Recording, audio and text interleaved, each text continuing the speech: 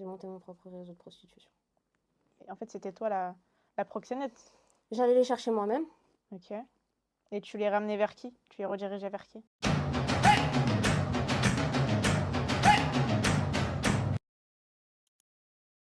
Salam alaikum tout le monde. Aujourd'hui, on se retrouve pour un nouveau format qui, j'espère, va vous plaire. On est accompagné de Sahara, aujourd'hui, qui va nous raconter son histoire remplie de hauts et de bas. Donc, on va commencer. Je vais te laisser te présenter.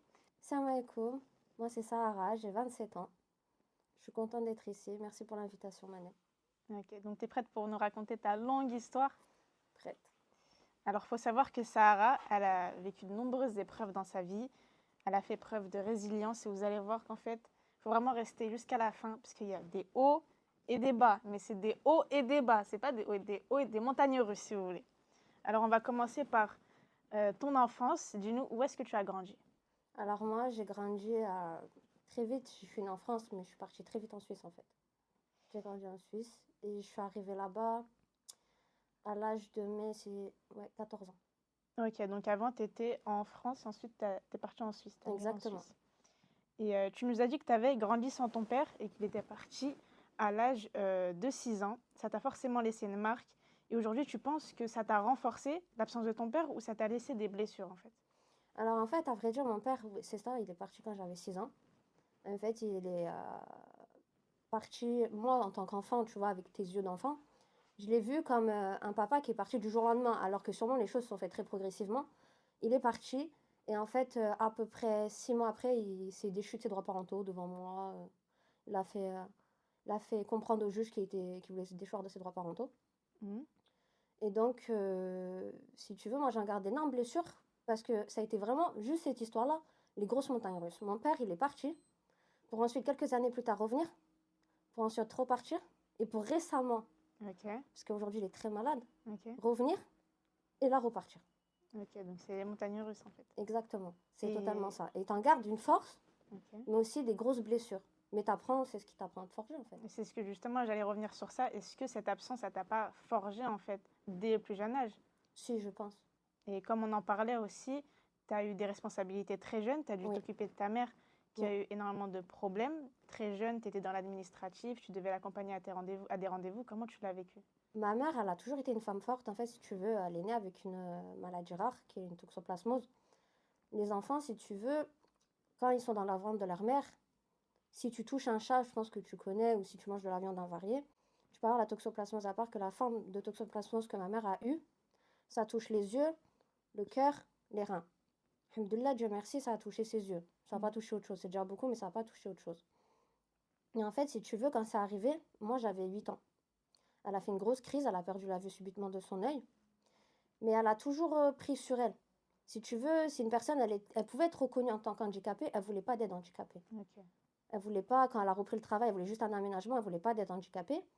Et du coup, très très tôt, ouais, je me suis occupée d'elle, parce qu'après la crise, en fait, si tu veux, bah, quand tu vois plus d'un œil, ta vie est totalement différente, hein. Moi, je la tenais par la main, je la faisais traverser au feu rouge, je l'emmenais aux acédiques, rendez-vous d'HLM, je l'aidais à prendre ses 21 cachets par jour. C'est vrai que Ok. ça a été quelque chose de pas facile, mais moi, je l'ai pas vu en soi comme une Un épreuve. fardeau. Non. Ouais. Ma mère, elle essayait toujours de me montrer euh, que c'était quelque chose pas de normal, mais comme un jeu. J'étais son super-héros, en fait, si tu veux. Moi, Ouais. j'étais sa Wonder Fille, quoi. Ouais, bah, je comprends. Et t'as pas l'impression aussi d'avoir perdu ce côté enfant, ton enfance, que tu aurais aimé mieux vivre, peut-être, par exemple, avec les petits qui jouaient dehors, etc., pendant que toi, tu allais au rendez-vous. Est-ce Ah, que ça t'a pas, d'un côté, privé de certaines choses? alors après, vraiment, ça m'empêchait pas d'aller jouer les rendez-vous. Tu vois, c'est pas tous les jours, c'est pas récurrent. Ouais. Et puis, ma mère, elle m'a toujours laissé un peu cette âme d'enfant, même si j'ai grandi très vite. J'avais les copines qui venaient à la maison, Mm, jouer en bas au quartier, ma mère qui me surveillait en haut à la fenêtre. Donc, non, j'ai eu ces moments-là, mais c'est vrai que j'ai eu très tôt un pied dans le monde des adultes quand même. mm. Mais ça m'a pas empêché de quand même avoir du temps dans mon monde d'enfant, moins que les autres, mais j'en ai eu quand même. Et puis, quand tu grandis et que tu te stabilises et que tu rencontres vraiment des bonnes personnes, tu verras qu'automatiquement, quand tu es posé dans ta tête, ton âme d'enfant elle revient et c'est ce qu'il faut. Ouais, c'est ça. Donc tu nous expliques ensuite que tu vas vivre dans ce pays frontalier qui est la Suisse. Et c'est un pays où l'argent, ça ne semble pas te poser de problème. Et toi, en France, tu nous as dit que C'était comment en fait financièrement, tu étais comment en France? En France, bon, mes parents, ils travaillaient. Bon, après, mon père est, comme tu l'as su, mon père est parti de son côté. Ma mère a eu sa maladie. De base, elle était psychologue Mhm. et elle a dû arrêter sa fonction, donc elle s'est retrouvée sans travail. Et ça a été un peu compliqué en soi, mais ma mère, elle a toujours fait en sorte que je manque de rien, tu vois. Mm. J'ai pas connu spécialement le frigo vide ou quoi que ce soit. Donc, je vivais plutôt correctement pour une personne qui était en France. Ça a changé en fait quand je suis arrivée à la frontière suisse. Et justement, une fois que tu arrives en Suisse, tu te rends compte qu'en fait, bah, tu nous as expliqué, les enfants, ils avaient de l'argent de poche par semaine, des 200, des 300 euros. Et bah, toi, ta mère, tu nous as dit qu'elle enchaînait 90 heures par semaine. Mm. J'ai jamais entendu. Ça devait en fait, ça devait être compliqué à la maison. Comment, ça veut dire que ta mère, déjà, tu ne devais pas la voir souvent. Non. Et les sorties, etc., tu restais à la maison. Alors en fait, comme je te dis, moi j'arrive là-bas, j'ai 14 ans. Je suis en troisième. La première année, au début, ça va, parce que j'étais dans une autre partie de la Suisse où ça restait quand même le collège, tu vois. Donc c'est encore ça va, ça Ouais. se passe bien. Et puis on déménage ailleurs en Suisse, et là je rentre au lycée, je fais un lycée pro, en troisième encore, mais un lycée pro. Et là c'est un autre monde, je suis vraiment dans le côté genevois. Donc c'est vraiment le Dubaï de l'Europe, quoi. Mm. Et ma mère, elle travaille énormément parce que sa vue va mieux, elle a pu reprendre le travail et elle voulait absolument travailler, s'en sortir. Et elle était exploitée. Elle était exploitée, pas assez payée pour ce qu'elle faisait dans le travail où elle était. C'était pas simple du tout. Donc moi, j'avais mes sorties, mais j'avais très peu de sorties avec elle. Et je voyais, comme tu le disais, les gens qui avaient 300, 400 francs suisses. Et il faut savoir qu'en Suisse, beaucoup sont médecins. Moi, j'avais beaucoup d'amis qui, leurs parents étaient médecins. C'est des heures à non plus compter. Les enfants, ils font. Moi, à l'époque, tu vois, j'étais chrétienne, ma famille, ils sont chrétiens. Ils font Noël tout seuls. Tiens, 400 euros d'argent de poche. Tiens, va en boîte de nuit. Tiens, voilà. Il faut savoir que la majorité en Suisse, pour certaines choses, c'est 16 ans selon les cantons. Ok. Donc, ils sont très libres. Et ça a été très compliqué de voir ça parce que ma mère, qui, elle, travaillait déjà beaucoup, qui était exploitée dans le travail qu'elle faisait, j'allais pas aller lui demander, maman, moi aussi, je veux de l'argent de poche pour aller au cinéma ou aller Bah à oui. tel endroit. C'est pas dans ma nature. Bah, c'est bien surtout que tu ne l'aies pas pris comme ah, ma mère, elle me donne pas d'argent. En gros, tu deviens énervé. Parce que Absolument avec pas. cette génération, bon, il y a beaucoup de pourri gâtés, il y a beaucoup de. Et je pense que c'est bien que tu l'aies pris d'une manière assez humble, en fait. Et tu as accepté la situation. Et justement, tu arrives au lycée, euh, tu vas découvrir un petit peu le monde des affaires et de la tentation, et tu nous as expliqué que tu bascules dans un business, les événements, où il y a des événements, des célébrités, etc. J'aimerais que tu nous en dises plus. Voilà, totalement. En fait, pour faire le lien, tout simplement, j'ai mon père qui sort d'une école de théâtre, donc on a toujours eu un peu de monde autour de nous. Moi aussi, je sors d'une école de théâtre. J'ai fait du théâtre en étant plus jeune, avant d'arriver en Suisse. Et on a toujours eu un peu cette fibre avec un peu de monde autour de nous, un peu de personnes plus ou moins connues autour de notre famille, etc. Et j'ai toujours eu cette facilité en fait de maîtriser les réseaux sociaux. Ça a toujours été quelque chose de très facile pour moi. À l'époque, Instagram venait de sortir, donc je ne maîtrisais pas spécialement Instagram, mais c'était surtout Facebook. Mhm. Je faisais promouvoir des comptes Facebook, je faisais déjà connaître des produits sur Facebook, etc. à l'âge de 16 ans. Et donc, des personnes qui bookent des artistes dans des soirées en Suisse m'ont proposé en fait de faire ce métier-là, de faire community manager au nom de leur société. Ok. Et donc au début ça se passe très bien parce que je promouvois des événements. Mhm. Je promouvois un événement pour un artiste en particulier. J'en parle dans mon lycée et ça fait carton plein. On se retrouve dans Ok. une salle à 850 personnes, 850 mètres carrés, salle de concert. On est 1600, on rentre pas. Le monde. On est 1600, il y a rentre pas, il y a la queue partout, c'est impossible à gérer.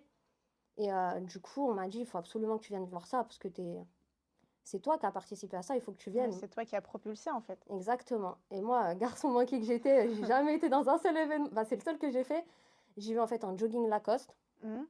J'y vais Ok. jogging Lacoste, survêt, cheveux attachés, paire de TN, n'importe quoi. C'était quel type d'événement à peu près? C'était un concert, mais plus showcase, tu vois. Ok. C'était vraiment un concert showcase En Suisse? en Suisse. Ok. Et donc, je vais là-bas, on me dit, voilà, rendez-vous au niveau des loges et tout, on va parler affaires, etc. et tout, c'est hyper important, il faudrait que tu sois là. Ok. Donc, à 16 ans, du coup, tu nous dis que tu es déjà dans les coulisses, justement, de ce showbiz, etc., des soirées VIP. Tu Mm. n'aurais pas des anecdotes qui t'ont marqué à ce moment-là? Toi, tu es jeune, tu as 16 ans, tu es encore au lycée, tu es entouré de personnes majeures, plus que majeures, connues, et on sait que le showbiz, il y a souvent des mauvais côtés. Tu n'aurais pas des anecdotes qui t'ont marqué à ce moment-là? J'ai une anecdote sur un artiste en particulier. T'as pas besoin de dire le nom, mais tu peux l'expliquer si... C'est un artiste qui est... Bon, ça fait 10 ans en arrière, hein, 11 ans. C'est un artiste qui était réputé pour dire qu'il prenait pas d'illégal par le nez, quoi que ce soit et tout. Et quand j'arrive dans la loge pour le rendez-vous, showcase fini, toujours autant de monde. Je vois ce qu'il faut pas voir, je vois que la personne consomme de la drogue illicite par le nez. Ok. Donc moi qui écoutais ses musiques, etc., je me suis très énervée. Je suis quelqu'un de très authentique et je Tu l'ai t'es pas dit, lâché c'est pas, pendant c'est pas 3 celui mois. que j'écoute, quoi. Hein? Tu t'es dit, c'est pas celui que j'écoute tous les Exactement, jours. exactement. Et ça, c'était l'anecdote qui vraiment m'a choquée parce que c'est la seule fois où je suis venue. Hmm. Et je me suis dit, ah ouais, première fois, tu découvres vraiment des choses en fait. Tu découvres vraiment l'envers du décor. Et franchement, c'est quelque chose, ouais, bah, c'est la seule anecdote que j'ai. Et je pense qu'il y a 10 ans en arrière, j'aurais pu l'éteindre. Je te dis la vérité, j'aurais pu l'éteindre. Ah bon? Ouais. En fait, Aujourd'hui, il vit sa vie, il continue. Hein. il continue. Tant mieux, il a ses projets. Tant mieux. Mais c'était en fait un monde parallèle, quoi. C'est un monde totalement parallèle. T'allais au lycée, ensuite t'avais les showcases. C'est un monde totalement parallèle. Que tu sois près ou de loin, dès que tu mets le pied dedans, même en tant que community manager, Hmm. c'est totalement Tu as différent. été attiré d'un coup. C'est d'un coup et ça va très très vite. Ok. Donc ensuite, là, tu nous expliquais justement que tu as rencontré ton ex-compagnon dans le monde du showbiz. Et tu t'es rendu compte qu'il faisait beaucoup d'argent. Oui, exact. Sauf que les gens autour de toi t'ont raisonné et t'ont dit que cet argent-là ne venait pas uniquement du showbiz. Donc tu peux nous expliquer comment par la suite, justement, tu as fait face à cette situation.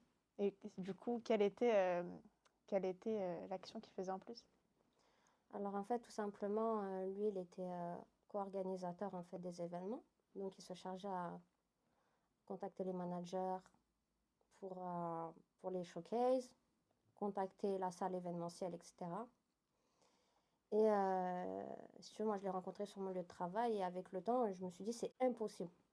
Au nombre d'argent que je vois, j'ai 16 ans, je suis jeune, mais je suis Oui, assez voilà. intelligente pour savoir et Mm. avec ce que j'ai vécu, de me dire que le nombre d'argent qu'il y a là, ce n'est pas normal.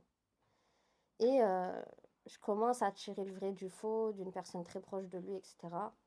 Et il me dit comme ça, faut que je te dise la vérité. En fait, voilà, en Suisse, selon les cantons, c'est quasiment dans tous les cantons, si je ne me trompe pas, c'est légal, en fait. Il est proxénète pour des escortes pour les artistes. Ok, donc en Suisse, à ce moment-là, c'est légal. Oui, Et tu as fait le lien avec une personne proche du coup de son entourage. exactement. Et comment tu as réagi une fois que tu l'as su? Alors moi, comment j'ai réagi, je l'ai mal pris.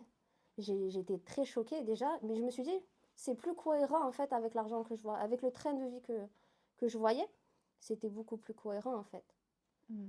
Et donc moi, j'ai été voir mon ex-compagnon, je lui ai dit, c'est pas possible pour moi. Mm. Et j'ai dit, c'est typiquement impossible, c'est pas dans ma matrice, ce n'est pas dans ma nature. Toi, moi, je viens d'arriver en Suisse, ça fait 1 an. Mm. Toi, tu as grandi comme ça, moi, je n'ai pas grandi comme ça. Mhm. Mais du coup, par la suite, tu nous as expliqué que malheureusement, tu vas tomber dans ce trafic illicite, entre guillemets. Et comment ça s'est passé en fait? En fait, tout simplement, moi, je me suis écartée, mais mon ex-compagnon me faisait beaucoup tu sais, de rappels en me disant, oui, tu sais, si toi aussi tu me ramènes du monde, tu pourrais avoir une commission. Je sais très bien que toi, jamais tu feras ça et c'est pas mon but de te mettre là-dedans. Mais surtout que derrière, il y a ta mère qui enchaîne les 90 heures. C'est Et tu ça, te dis, en fait, là, il y a l'argent facile devant moi. c'est ça exactement. Lui-même, il disait, ta mère, elle est fatiguée, tu pourrais vivre une vie plus tranquille, tu pourrais donner ce que tu veux à ta mère. Il me dit, réfléchis-y bien. Et je réfléchissais, j'étais dans mon coin. Et puis moi, tu sais, c'est là où j'ai grandi, c'était une petite ville quand même. Tu sais, c'était une ville à côté d'une grande ville en Suisse. Mm. Donc, si tu veux, tout le monde savait avec qui j'étais, tout le monde savait ce que je faisais, tout le monde savait que j'étais community manager, que j'avais plus ou moins accès à certains artistes, etc. Ça fait que c'est là où tu vois aussi, tu sais, les gens qui sont là pour les intérêts ou non. Ouais, exactement. Et je me suis dit, il y a plein de petites gamines, filles autour de moi, tu vois, qui sont peut-être qui ont 2 ans de plus que moi, qui ont mon âge, qui forcément vont jamais dire non. Mm. Et donc, je l'ai recontacté Et et cette j'ai fois, tu as dit, accepté. j'ai accepté. Et à un moment, c'est à quel moment? Est-ce que justement, tu as des anecdotes surtout par rapport à ça? Parce que c'est un monde complètement parallèle au nôtre, en fait. C'est avec les personnalités publiques connues, tu les aidais, tu leur ramenais des femmes, etc. Tu as des anecdotes par rapport à ça? Moi, personnellement, avoir des anecdotes, j'en ai pas.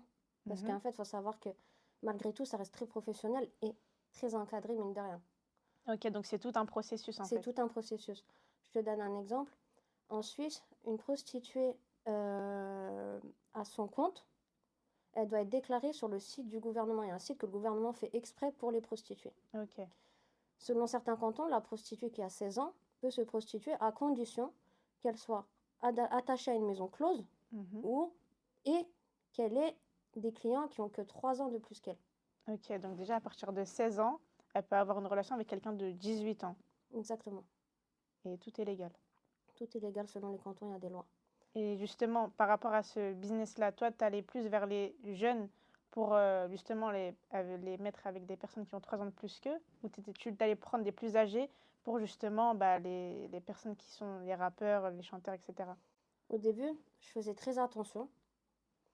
Mon ex-compagnon m'avait dit, je te donne un numéro, c'est lui qui s'en occupe. Quand tu trouves les filles, tu le contactes. En échange, il me disait, ah, je te donnerai de l'argent, tu auras des cadeaux, etc. et tout. Ok. Donc, moi, je donnais à ce contact-là et je savais que c'était plutôt, que c'était réglé. Je me suis dit, je sais que c'est une société, je sais qu'ils sont déclarés, je sais que voilà, la personne à qui j'envoie les femmes, voilà, fait très attention. Donc, je faisais aussi attention. À part que moi, de mon côté, mon ex-compagnon, si tu veux, bah, ok, tu m'emmènes en vacances. Ok, tu m'offres des bagues. Ok, tu m'offres des sacs. Mais moi, ce que je veux, c'est moi, pas demander quoi que ce soit à ma mère. Et si au passage, je peux sortir de la galère et moi aussi prendre mon envol et qu'elle soit aussi tranquille dans sa vie personnelle, c'est que je fasse de l'argent. Ok. Et donc, je suis venue vers lui et j'ai dit, je vais monter mon propre réseau en fait. Et là, tu as monté ton propre réseau? J'ai monté mon propre réseau de prostitution. C'est quand... Attends, là, je suis choquée. Tu as monté ton propre réseau de prostitution? Tu prenais des gens pour travailler pour toi ou t'allais justement t'allais les chercher toi-même et en fait c'était toi la proxénète. J'allais les chercher moi-même. Ok. Et tu les ramenais vers qui? Tu les redirigeais vers qui? Je les redirigeais vers mon ex-compagnon. Ok, donc tu étais quand même en lien avec lui, c'était pas J'étais en vraiment lien, la mais concurrence. c'était moi, mon business qui m'appartenait. Ouais, c'est Et plus je lui lui qui disais, te donne, etc. voilà, Et du coup, tu faisais passer, tu l'appelais lui, mais c'était toi la patronne, c'est ça? exactement. Ok. Et à quel moment de ta vie tu t'es dit, là, c'est trop vraiment ce que je fais bon, on va pas juger, mais c'est contre mes valeurs et je me retire. Est-ce qu'à un moment où tu t'es dit, là, il faut que j'arrête parce que c'est trop en fait, ça va trop loin. Alors ouais, il y a un moment où je me suis dit c'est trop, c'est quand en fait, à mes 17 ans, on m'a découvert un cancer en fait. Ok, On m'a découvert un cancer qui est une fibrose rétropéritonéale. En fait, c'est-à-dire que tes organes du ventre, ils se fibrosent. ok. Et à l'époque, il y a 10 ans en arrière, il n'y avait pas spécialement de traitement pour ça. Mhm. Et donc là, je prends une vraie claque en fait. Donc à 17 ans, tu découvres que tu as un cancer, c'est un choc énorme et ça t'a forcé à tout revoir. Du coup, comment cette épreuve, ce cancer, il a changé en fait ta vision des choses? Du coup, t'as arrêté en fait ce business. Et après, c'est quoi la suite? Bah en fait, si tu veux, moi au début, avant de savoir que j'avais le cancer, je me disais, l'argent il vient. Et l'argent, très facile, Shaitan il vient. Automatiquement. Au début, tu as vu, c'était quelque chose de structuré. Je me disais, il faut faire attention, les femmes, il faut les respecter, etc. et tout. Imagine, moi j'ai une sœur, on fait ça à ma sœur, j'aimerais pas. Mm, Quand j'ai créé mon réseau, j'ai dit, je m'en fous, elles sont consentantes, je m'en fiche, j'ai mm, de l'argent, c'est pas moi qui y vais, je m'en tape. Et en fait, si tu veux, quand j'ai découvert le cancer, je me suis dit, à l'époque j'étais encore chrétienne, je me suis dit en tant que chrétienne, Dieu il va pas vouloir. Dieu il va pas accepter mes prières. Tu vois, nous aussi, les chrétiens, ils s'agenouillent quand ils prient. Je dis, moi, je vais me mettre à genoux. Dieu ne va pas accepter mes prières. Ok.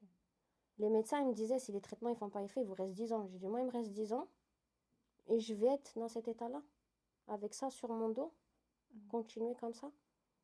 Donc, j'ai contacté mon ex-compagnon. Je lui ai dit, moi, c'est pas possible. J'arrête. Je veux tout arrêter, j'arrête. Et j'arrête aussi avec toi parce que si je t'avais pas connu, j'en serais pas là. Il ne serait pas arrivé tout ça. Et lui, comment il a réagi? Il l'a très mal réagi. Ok. Il m'a dit, c'est pas possible, il faut qu'on continue. Euh, on est fiancés, pour le business, ça va très bien ensemble, ça colle, etc. Et moi, tu vois, je pense que quand tu grandis sans père, t'as pas la même attache aux hommes, tu vois. Exactement, c'est ce que j'allais te demander tout à l'heure. Vu que tu as grandi sans père, est-ce que aussi ça t'a pas justement, là tu as une figure masculine, donc du coup tu es plus apte à lui, justement à répondre à ses attentes, etc. Et justement, le manque de ton père, est-ce que ça t'a pas aussi facilité avec lui? Alors en fait, à ce moment-là, je pense que le manque de mon père a fait que j'ai une certaine attache envers cette personne, mais pas amoureuse. Tu vois, juste une attache de présence. Je pense que je cherchais une figure paternelle, mais vu que je la trouvais pas à travers lui, je pense que c'est triste à dire, mais le métier de proxénète, c'est un métier d'homme. Tu vois, t'as peu de femmes proxénètes, surtout à cette époque. Et encore maintenant, je pense qu'il y en a de plus en plus avec tout ce qui se passe malheureusement, mais que ce n'est pas encore très très très développé. Et heureusement, et malheureusement, je pense qu'on va pas avoir le choix d'y passer. Et je pense qu'en fait, tu vois, ce métier-là, vu que je trouvais pas la présence paternelle auprès de mon ex-compagnon, ce qui est logique, c'est pas mon père, bah, ça m'a permis en fait d'avoir un métier d'homme et moi de me sentir, tu sais, un peu dans une carapace d'homme en fait. Exactement, ouais. Mais du coup, pour en revenir à cette situation-là, lui, il l'a très mal pris. Et je lui ai dit, moi, c'est fini, c'est ma décision. Je suis malade, tu le sais, je t'ai dit que j'étais malade. Je viendrai récupérer mes affaires. Et tu lui as dit que tu avais un cancer à ce moment-là. J'avais dit, ouais. Quand je l'ai su 2 semaines avant, je lui ai dit. Et comment il a réagi? Quand il l'a su, il a réagi de façon, je vais t'aider, je vais être là pour toi, etc. Et tout. Mais moi, je voulais vraiment que personne m'aide. Ok. Et il n'a pas eu de peine, en fait. Il a pas été compréhensif par rapport à Alors, il a eu de la t'arrêtes. peine. Il a eu de la peine. Mais, comment te dire? Lui-même, il a déjà ses épreuves à lui. Il a déjà son vécu. Ouais. Et je pense que quand tu es avec des personnes, à cette période-là, je parle aujourd'hui, c'est encore différent. Quand tu es en plein dans tes épreuves, que tu vis des choses très douloureuses au niveau santé ou autre, dans ta famille, etc., t'as plus les mêmes émotions. Donc, lui, il était peiné, mais à sa façon, tu vois, comme moi, j'étais peinée à la mienne, quoi. Moi, je me disais, allez, je vais canner, et c'est comme ça. Et comment ton entourage, ils l'ont pris? Comment tu leur as annoncé surtout que tu avais le cancer? Alors, nous, en fait, déjà, j'étais malade depuis 7 mois. Ok. En fait, ça faisait Donc tu 7 avais mois. déjà des antécédents médicaux? Moi, je suis née avec des problèmes de reins, des problèmes de poumons, etc. Ok. Et si tu veux, ça faisait 7 mois que j'étais très malade. Je dormais 18 heures par jour. J'étais très, très malade. Je commençais à perdre mes cheveux à certains endroits. On ne comprenait pas ce que j'avais. On a mis 7 mois à trouver. Et c'est avec ma mère que je l'ai appris. Donc, ma mère, bah, elle s'est décomposée. Je suis le seul enfant qu'elle ait pu avoir. Je suis son soleil encore aujourd'hui. Ça a été très, très dur pour elle. Mon père, il l'a su. Bon, ouais, vous êtes tous en train de mentir, c'est pas vrai. Donc Ah on bon? a dit donne Il pas a suite. nié en fait, Il a il vous a pas totalement cru? nié. Il a pas cru parce que vu que j'ai des problèmes de santé depuis petite et que ma mère est dans le médical, parce qu'avant d'être psychologue, elle travaillait à l'hôpital. Il s'est dit c'est pas possible qu'ils l'ont pas su, il l'ait pas su avant. Pas ça. Ma mère a toujours été quelqu'un qui, tu vois, surveille beaucoup ma santé avec les problèmes de santé que j'avais. Il a toujours pensé que ma mère, elle en rajoutait en fait. Ok. Donc il s'est dit non, non, il n'y a rien. En gros, il est ni venu te voir ni rien du tout. Non. Et justement, après cette épreuve, après ce cancer, enfin pendant ce cancer, il y a un rapprochement que tu fais avec l'islam. Par où, par quoi? J'aimerais que tu nous expliques justement comment tu t'es dirigé vers ce chemin alors que tu étais dans le showbiz, tu étais dans le proxénétisme, etc. Comment d'un coup, l'islam, tu t'es converti? Alors en fait, il y a 2 raisons qui ont fait que je me suis convertie. La première, c'est quand j'étais chercher mes affaires à l'appartement où j'étais avec mon ex-compagnon. Je vais pour chercher mes affaires là-bas. Et il me dit, vas-y, tes affaires sont dans ta chambre. Je ne savais pas, il y avait quelqu'un derrière la porte de la chambre qui a essayé, que je connais pas, qui a essayé de m'agresser, qui m'a plaqué contre le mur. Heureusement, j'ai tellement crié, je sais, et voilà, parce que je fais du sport, etc. depuis jeune, et malgré la maladie, j'ai su me débattre. Et j'ai un proche à lui qui est venu, en fait, qui était là, qui arrivait au même moment, en fait, à l'appartement, et qui m'a tiré de là, qui m'a ramené chez moi, qui m'a dit vraiment, j'étais pas au courant de tout ça, je viens d'arriver, j'allais venir voir mon pote, je savais pas que, voilà, j'étais tétanisée, je pleurais. Et en fait, déjà là, je me suis dit, waouh, Dieu m'a sauvée de quelque chose de fort, D'un en fait. guet-apens, en fait. Ouais. T'aurais Ah, pu mais y perdre ta vie.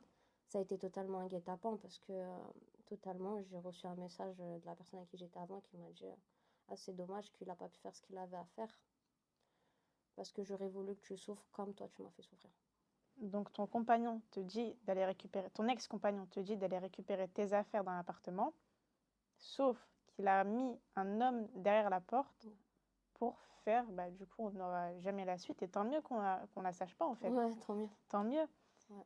Donc c'est totalement un guet-apens. Et je pense que... Est-ce qu'aujourd'hui, tu en as encore marqué? Je te cache pas, j'étais voir des psychologues, hein, j'étais voir quelqu'un parce que si tu veux avancer et refaire ta vie Tu peux et pas faire, garder tout pour et toi. faire ta vie aussi avec quelqu'un, parce que voilà, je pars du principe qu'une femme n'est pas faite pour être seule et qu'un homme n'est pas fait pour être seul, tu peux pas, tu es Mm. obligé d'aller voir quelqu'un. C'est obligé. Et du coup, là, c'est ta rédemption, en fait, ton, ton retour à l'islam. Ça fait partie d'une. La seconde, c'est le fait que du coup, les premiers traitements pour mon cancer ne marchent pas. Et on me dit, il faut faire un TEP scan. En fait, c'est des examens nucléaires spécifiques où on regarde l'intérieur du corps Ok. pour voir si en fait il y a des lumières focales avec le produit qui se fait, pour voir, et si ça se focalise à l'image, ça veut dire qu'en fait bah, tu as des cellules cancéreuses, quoi, tout simplement. Et moi, ils voyaient qu'au dernier TEP scan que j'avais fait 3 mois avant celui que je te raconte, qu'en fait il y en avait au début qu'au ventre, après il y en a eu au niveau des aisselles, partout. Ok, bah, le cancer, c'est ça. Exactement. Et donc ils me disent il faut refaire un TEP scan avant de passer à la grosse chimio. Et donc là j'approche de mes 18 ans. Je vais faire un TEP scan et le médecin, je me rappelle, l'attente, elle était très longue. Je regarde ma mère, je me dis, mais on n'est pas aux urgences, on est à la clinique, on est en rendez-vous. Qu'est-ce qu'on fait 3 heures dans une salle d'attente? Mhm. Et le médecin, il revient, il dit, je suis choquée, il y a des choses que la médecine ignore, des choses naturelles qui sont au-dessus de nous, vous êtes miraculés, il n'y a plus rien en fait. Plus de Tout est cancer. parti. Tout est parti. Officiellement, ce jour-là, on était au mois de juillet. Je venais d'avoir 18 ans.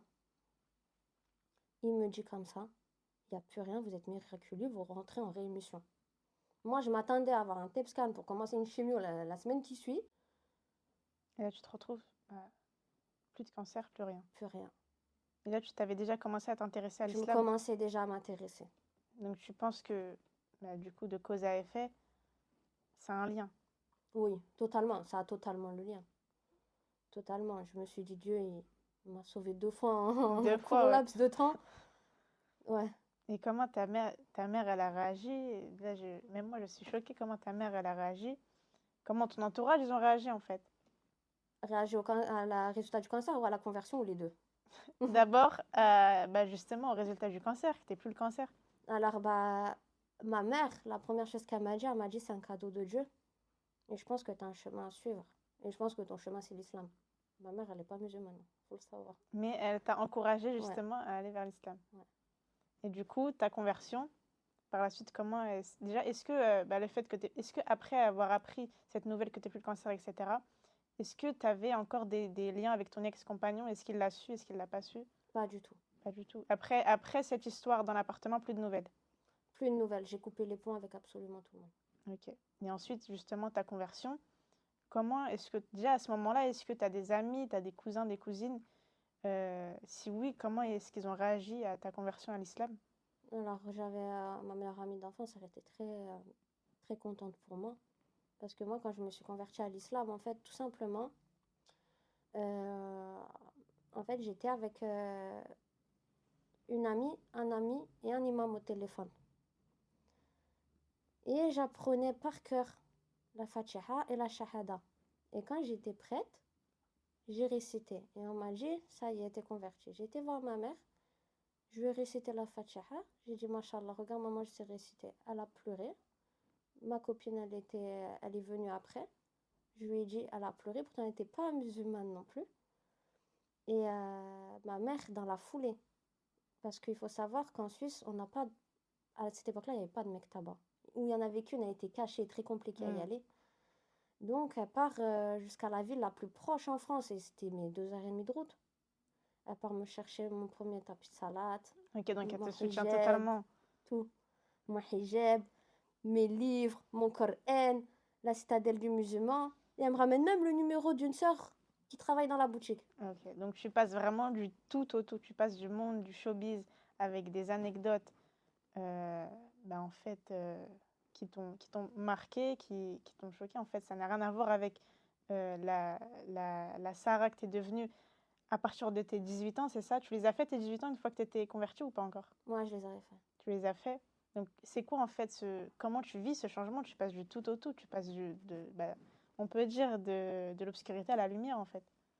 Franchement, c'est quelque chose de très fort. C'est comme si en fait tu renaissais. C'est bizarre, hein? Si tu sors pas du ventre de ta mère, mais tu sors d'ailleurs.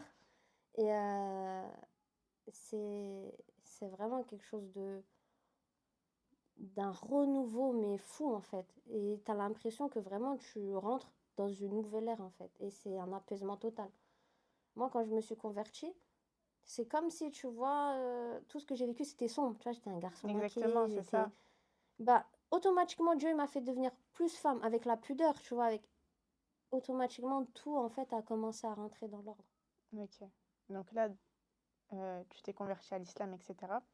Du coup, il n'y a plus ce business, il n'y a plus tous ces business à droite, à gauche. Est-ce que tu continues le community management ou pas? Alors, je continue très légèrement community management parce que je mettais tout mon temps du coup soit dans promouvoir l'agence de booking ou soit les mauvaises choses. En parallèle, moi quand j'ai arrêté tout ce qui était le proxénétisme, etc., tu restes encore plus ou moins attaché à l'argent. Et souvent, bah, les grands du quartier qui étaient mariés avec mes copines, ils me mettaient dans certaines affaires. Donc, même ça, tu vois, quand je me suis convertie, je l'ai arrêté. Donc, j'avais un tout petit peu de community management, mais très, très léger, quoi. C'était rien à voir et c'était pas du tout avec des sociétés de booking, quoi. Ok, et maintenant, du coup, financièrement, c'est comment? Comment est-ce que vous vivez? Est-ce que ta mère, elle continue à travailler 90 heures par semaine, etc.? Non, pas du tout. Ma mère, elle est rentrée en France. Elle a refait médecin psychologue. Elle est assez réputée. Elle vit bien, très bien, alhamdoulilah, merci Alhamdoulilah. mon Dieu. Et elle travaille quand elle veut. Ça veut dire si elle se sent fatiguée avec sa santé, ses patients, elle les place pas, elle les décale. Si elle veut beaucoup travailler, elle travaille beaucoup. Elle a la main complète sur ce qu'elle veut faire. Donc, en fait, cette conversion, elle a vraiment tout remis en ordre dans ta vie. Exactement. Donc, aujourd'hui, tu coaches des femmes, tu es dans un travail sportif, Mm. mais à un moment... Attends. Aujourd'hui, tu coaches des femmes, tu es dans un travail sportif, mais à un moment donné, tu as eu quelques problèmes de santé. Oui. Comment ça s'est passé? Puisque coacher des femmes, justement, la santé, c'est le plus important. Comment tu fais face à ce problème de santé alors que tu as trouvé ta voie enfin épanouie et comment tu te relèves? Et surtout, explique-nous ce qui s'est passé. Alors en fait, tout simplement, si tu veux, moi je suis en rémission du coup de mon cancer. Je fais une formation de 2 ans pour faire un BPGEPS pour pouvoir coacher. Je fais les deux mentions. Donc, tu as la mention au niveau de coaching en équipe, fitness, et coach individuel sur plateau de musculation. Donc, moi, je Ok. fais les deux. Et je commence, du coup, j'ai mon diplôme et je commence à coacher les femmes et tout vers mon pays. Et puis en France, à la frontière. Tout se passe bien et puis au final, je commence à être fatiguée. Vraiment, je commence à être très fatiguée. Les médecins ils commencent à chercher de nouveau ce que j'ai. Ils se disent, bon, bah, c'est pas le cancer. Et en fait, j'ai mes articulations clairement qui lâchent. J'ai les ligaments qui commencent à être sectionnés des deux côtés. Les médecins disent c'est pas normal, il faut faire des recherches. Et je finis en fauteuil roulant. Tu finis un fauteuil roulant d'un Ouais, coup. ouais, d'un coup, vraiment d'un coup. Alors que tu vivais de Ah, cette profession de ah coach. oui, je vivais même très bien. Et comment ça se passe? Bah, du coup, je me retrouve avec 150 clientes à plus rien. Parce que bah, on peut plus les coacher, donc on se Bah retrouve oui. endetté, obligé de fermer la société.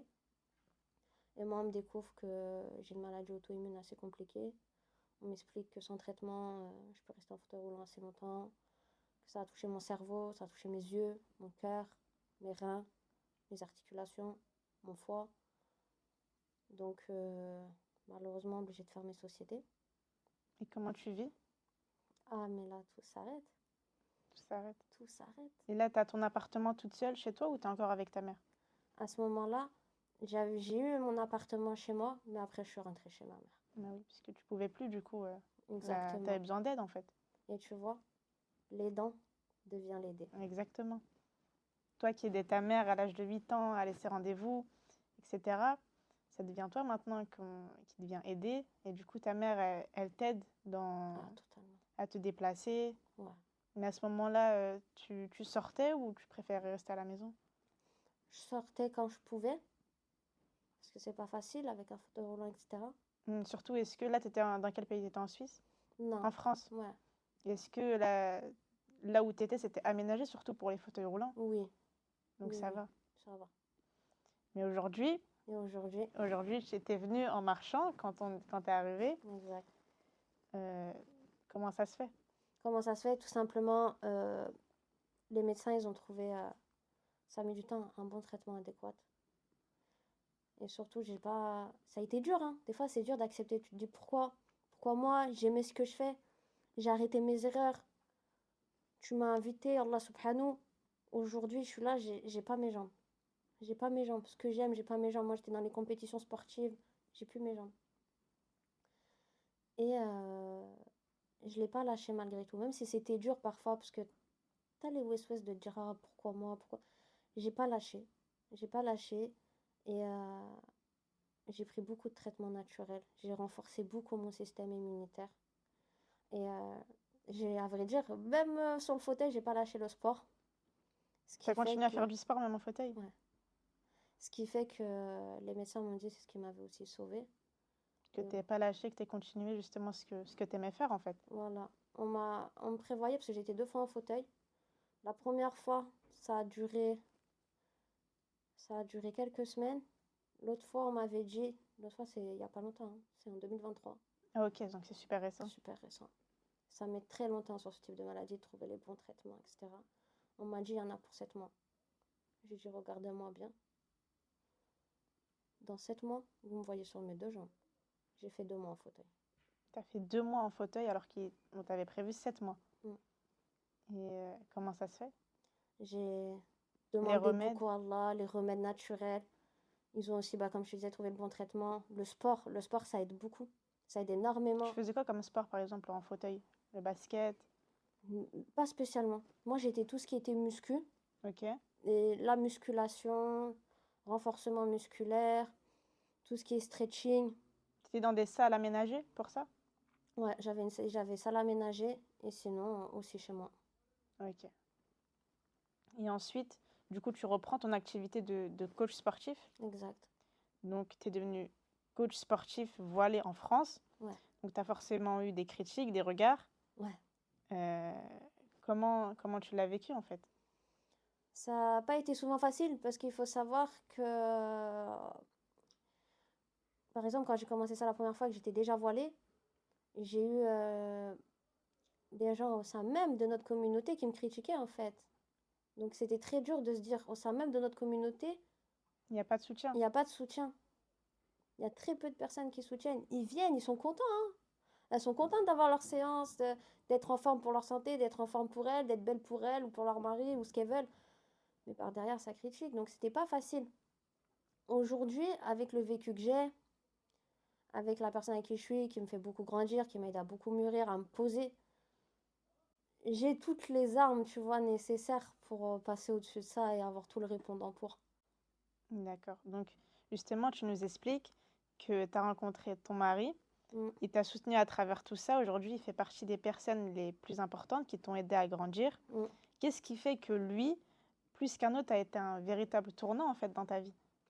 Parce qu'il m'a appris avec tout. Le mauvais côté que j'ai vécu, le bon côté. Et lui-même, il a eu des épreuves, ou il a des épreuves niveau santé qui fait qu'on peut forcément que se comprendre. Et il m'a porté sans aucun jugement, sans aucun mauvais regard. Et toujours, il est dans mon sens. Toujours, il est là à me soutenir, à me surélever. Alors, tu as traversé énormément d'épreuves. Mm, Là, on est bientôt à la fin et on a compris que c'était les montagnes russes en fait. Tu as fait des erreurs ouais. que beaucoup jugeraient comme irréparables, mais avec du recul, tu dirais quoi à une jeune fille qui se retrouve dans une situation similaire aujourd'hui et qui pense qu'il est en fait trop tard pour changer? Il est jamais trop tard. Jamais il est trop tard. Déjà, avant une chose, c'est que quand on est jeune, déjà, des fois, on ne réfléchit pas forcément à ce qu'on va faire. Déjà, réfléchir. Réfléchir parce qu'il y a des conséquences qui vont te suivre toute ta vie. Même si un jour où que tu es déjà musulman ou que tu n'es pas encore musulman, que Dieu il te pardonne tous tes péchés de la terre, en tant qu'humain, ça va te suivre toute ta vie. Si tu as des enfants plus tard, si ta mère elle devient au courant, etc., ça va te suivre tout le temps. Secondement, je pars du principe que Dieu il aime celui qui se repent. Il aime l'accueil, il est accueillant au repentir et qu'il n'y a pas de je suis trop sale ou c'est trop tard pour quoi que ce soit. Même intérieurement parlant, même pour soi. De se dire, ah non, c'est trop ce que j'ai fait. Et se dénigrer, c'est pas s'ouvrir, tu vois, à soi et se donner une meilleure lumière pour être mieux et se soigner intérieurement et aller vers les choses qui sont bonnes. Ok. Donc aujourd'hui, tu es une femme accomplie. Mm. Là, c'est la question ultime. Tu es une femme accomplie, alhamdoulilah, mais si tu pouvais revenir en arrière et changer une chose dans ton parcours, déjà, est-ce que tu changerais quelque chose? Et si tu changerais quelque chose, ça serait quoi? Et la deuxième question, ça serait où est-ce que tu te vois dans 10 ans? C'est délicat parce que moi, avec mon âme d'enfant, je te dis, ouais, je changerais. Je changerais. Et J'aurais d'un voulu, côté, est-ce que c'est pas ce qui t'a forgé en fait? exactement. En tant qu'enfant, âme d'enfant, je te dirais, ouais, je veux changer. J'aurais voulu faire mes études. Je voulais faire des études d'avocate internationale. J'aurais continué comme ça et voilà, bismillah. Mais avec mon âme qui approche de la trentaine, non, je change rien. Je change T'acceptes tout rien. ce qui t'est arrivé? J'accepte et j'avance comme ça et c'est ce qui fait moi aujourd'hui. Et plus tard, Inch'Allah, tu te vois où dans 10 ans? Inch'Allah, plus tard. Inch'Allah, dans un pays que j'ai en tête, Inch'Allah. avec ma famille, la personne que j'aime, bien dans mon din. Avec de l'argent, tout le monde en veut Ça, c'est sûr. pour assurer ses arrières et mettre bien ma mère. Vraiment.